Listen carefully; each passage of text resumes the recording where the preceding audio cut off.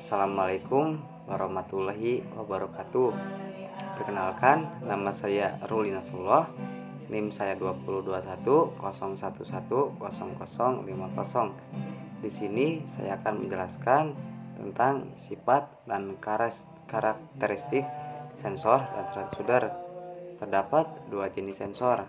Yang pertama, sensor aktif adalah sensor yang memerlukan bantuan energi untuk mengkonversi suatu besaran listrik. Contoh dari sensor aktif adalah termocople,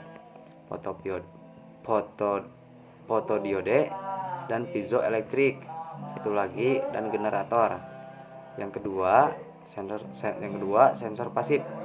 Sensor pasif adalah sensor yang tidak memerlukan bantuan sumber energi untuk mengkonversi sifat-sifat fisik atau kimia ke besaran listrik. Contoh dari sensor pasif adalah mikrofon. Klasifikasi sensor berdasarkan penggunaannya.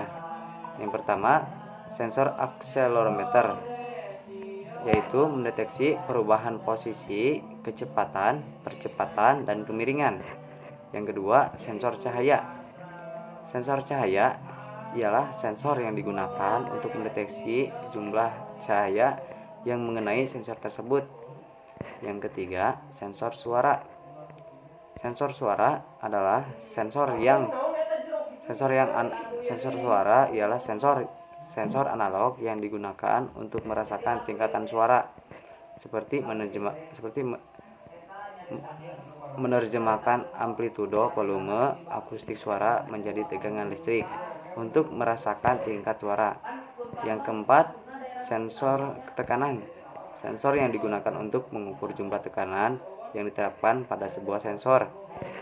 Seperti sensor tekanan akan menghasilkan sinyal keluaran analog yang sebanding dengan jumlah tekanan yang diberikan. Yang kelima, sensor suhu. Komponen dalam elektronika yang berfungsi untuk merespon perubahan suhu atau temperatur di sekitar komponen tersebut. Prinsip kerja mengubah besaran panas menjadi besaran listrik. Yang keenam, sensor ultrasonik. Perangkat yang digunakan untuk mengukur jarak serta kecepatan suatu benda. Prinsip kerja berdasarkan sifat-sifat gelombang suara dengan